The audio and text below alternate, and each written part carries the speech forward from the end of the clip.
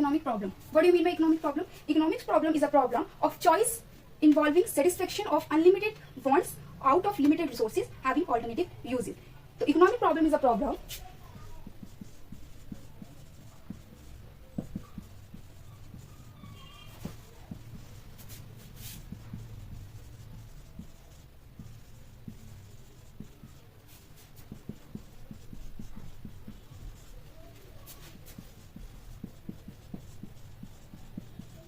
satisfaction of unlimited wants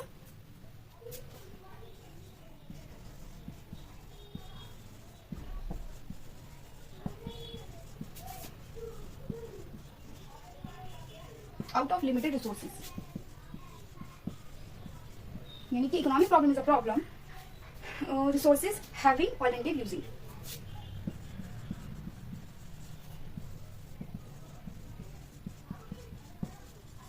ठीक है. Economic problem is a problem of choice involving satisfaction of unlimited wants and out of limited resources having alternative uses. इसके reason है हमारे, यानी कि reason of economics problem.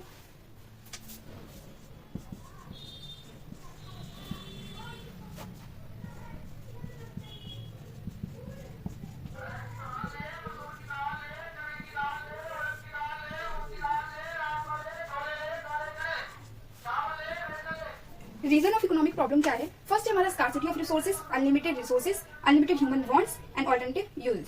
ठीक है. Scarcity of resources first.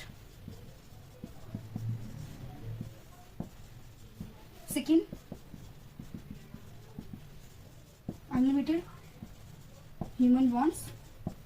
Third alternative uses. अब इसको ध्यान से समझिए. इकोनॉमिक प्रॉब्लम्स क्या होती है? इकोनॉमिक प्रॉब्लम हमें चॉइस करने में डिफिकल्टी करता है. कैसे करता है? हमारे जो वांट्स हैं वो अनलिमिटेड है और जो रिसोर्सेज हैं वो हमारे लिमिटेड है, बट हमें उसका ऑल्टरनेटिव यूज करना है, यानी कि बहुत तरीके से उसका यूज करना होता है. अब हमें कैसे यूज करना है वो डिपेंड किस पे करता है? हम लोगों पे. अगर एक एग्जांपल रिमेंबर किया जाए तो आप लोगों ने एक एग्जांपल अभी पढ़ा था थोड़ी देर पहले, बर्थडे पार्टी का. उसमें आपको 2000 रुपए पॉकेट मनी मिली. अब 2000 पॉकेट मनी मिलने पर आपने ऑल्टरनेटिव यूजेस थे आपके. पार्टी भी करनी है, शॉपिंग भी करनी है, फ्रेंड्स को भी पार्टी देनी है, घर पर भी पार्टी देनी है. यानी कि उसके यूजेस क्या है? ऑल्टरनेटिव यूजेस है. वो डिपेंड फॉर यू कि आपको उसे कैसे यूज करना है, कहाँ उसको खर्च करना है, कैसे आप उसको सेव कर सकते हैं. ठीक है. This is a economic problem. अब इसके 3 चॉइस आते हैं, यानी कि रीजंस आते हैं. रीजंस क्या आते हैं? फर्स्ट आते हैं स्कार्सिटी ऑफ यूजेस, यानी कि यूजेस जो हम कर रहे हैं उसमें कमी होती है बहुत ज्यादा. अनलिमिटेड ह्यूमन वांट्स, जो हमारे वांट्स है, नीड है, वो क्या है? अनलिमिटेड है, बट हमें सेटिस्फाई करना है किसमें? लिमिटेड रिसोर्सेज में. थर्ड है हमारा ऑल्टरनेटिव यूजेस, यानी कि अपनी पॉकेट मनी के पैसों को हम बहुत तरीके से यूज करते हैं, बहुत तरीके से यूज कर सकते हैं. अब उसे कैसे यूज कर सकते हैं? Depend for you. आप लोगों पर डिपेंड करता है कि आप उसे कहाँ इस्तेमाल कर सकते हैं. फॉर जैसे ही वैसे ही, मतलब कि अपने रिसोर्सेज का, आपके जो नीड एंड वांट्स है, आपको लिमिटेड रिसोर्सेज में अपने वांट्स को, नीड्स को सेटिस्फाई करना है, बट लिमिटेड रिसोर्सेज के साथ. अंडरस्टैंड? ये आपका टॉपिक होता है यहाँ पे क्लियर. ये टॉपिक आपका यहाँ पे क्लियर होता है. इसके बाद आप जो पढ़ते हैं इसमें क्या होता है? हमारे कुछ बैकवर्ड एरियाज है. बैकवर्ड एरियाज का मतलब कि हमारा पाकिस्तान हो गया, पड़ोसी देश जो है हमारे, पड़ोसी देश जो है हमारे, पाकिस्तान, श्रीलंका. ठीक है.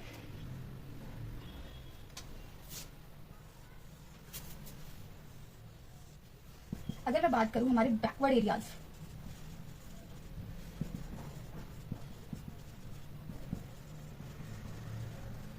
अब दोनों के ही वांट्स एंड नीड्स अनलिमिटेड होंगे, रिसोर्सेज क्या होगा? लिमिटेड. अब हमारे अपर एरियाज जो है, upper areas means UK, US and China. ये हमारे अपर एरियाज है. अब यहाँ पे भी जो वांट्स हैं वो हमारी अनलिमिटेड होगी, बट जो रिसोर्सेज है वो हमारे लिमिटेड होंगे. यानी कि स्कार्सिटी जो होगी, यानी कि यहां से लेके यहां तक स्कार्सिटी सेम होगी सब में. स्कार्सिटी में कमी तो नहीं होगी ना. कोई सा भी एरिया हो हमारे इंडिया के अंदर, कोई भी एरिया, चाहे वो बैकवर्ड एरिया हो, चाहे वो अपर मोस्ट लेयर एरिया हो, यानी कि बहुत ज्यादा पिछड़ा वर्ग हो या बहुत ज्यादा आबादी वाला एरिया हो, कुछ भी हो, बट स्कार्सिटी हर जगह सेम रहने वाली है. क्यों सेम रहने वाली है? रिसोर्सेज तो हमारे लिमिटेड है ना, बट नीड्स एंड वांट्स तो ह्यूमंस के अनलिमिटेड है ना. जब वांट्स एंड नीड्स अनलिमिटेड है, रिसोर्सेज लिमिटेड है, तो स्कार्सिटी तो होना कंपल्सरी है. स्कार्सिटी तो होगी. ठीक है. This topic is clear. And हमारा एक टॉपिक और बचा है इसमें. हमारा टॉपिक है positive economics and normative economics. चलिए.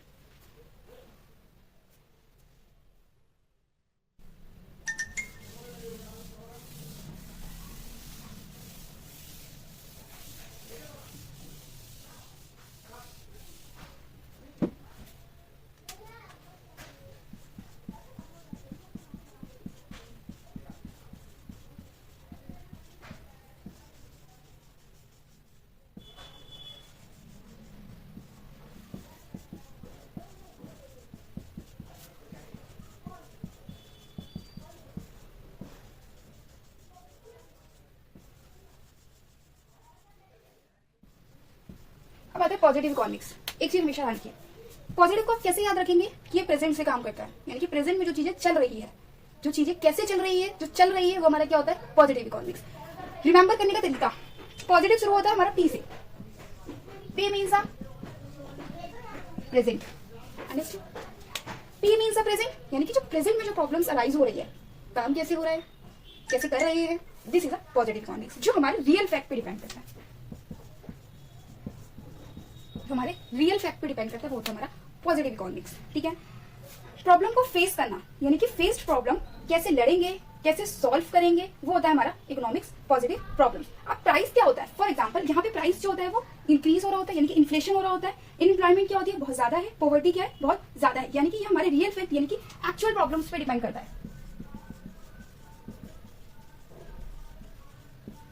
यानी कि प्राइस क्या है हमारा, इन्फ्लेशन, अनएम्प्लॉयमेंट क्या है, इंक्रीज है, और पॉवर्टी क्या है, गरीबी जो है वो भी इंक्रीज है। This is a positive economics. अब इसमें क्या है, हमारी जो प्रॉब्लम चल रही है उसके साथ हमें कैसे लड़ना है, कैसे वर्क करना है, this is a actual problem, this is a positive economics. अब आते हैं नॉर्मेटिव इकोनॉमिक्स। नॉर्मेटिव होता है हमारा फ्यूचर पे जो डिपेंड होता है,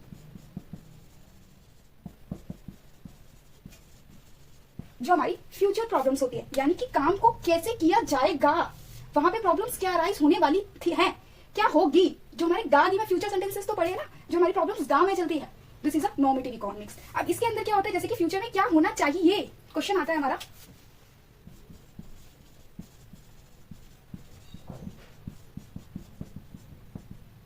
क्या होना चाहिए कहां पे, फ्यूचर में। अब प्राइस क्या है, अगर यहां पे बात करें तो 3 पॉइंट्स लिखे हैं हमने, ये प्राइस क्या होना चाहिए, डिफ्लेशन, यानी कि घटता हुआ, डिक्रीज होना चाहिए। अनएम्प्लॉयमेंट क्या होना चाहिए, बेरोजगारी जो है वो डिक्रीज होनी चाहिए। देन पॉवर्टी, वो भी डिक्रीज होना चाहिए। This topic will be clear, ठीक है। ये हमारे आइडियल प्रॉब्लम्स होते हैं, यानी कि हमारी आइडियल सिचुएशन पर डिपेंड करती है। This is a depend for ideal situation. इसमें वर्ड होता है क्या होना चाहिए कहां पे, फ्यूचर में। यहां पर आपका टॉपिक क्लियर होता है, चैप्टर 1 जो हमने इकोनॉमिक्स में पढ़ा है वो आपका क्लियर हो गया है यहाँ पे। इसके आगे हमारा नेक्स्ट चैप्टर है सेंट्रल प्रॉब्लम्स ऑफ इकोनॉमी, यानी कि केंद्रीय जो भी प्रॉब्लम्स होती है हमारी इकोनॉमी में वो, उसमें आप what to produce, how to produce, for whom to produce, इससे रिलेटेड चीजें पढ़ेंगे, पीपीसी पढ़ोगे, वो हम नेक्स्ट क्लास में करेंगे। Then thank you for watching.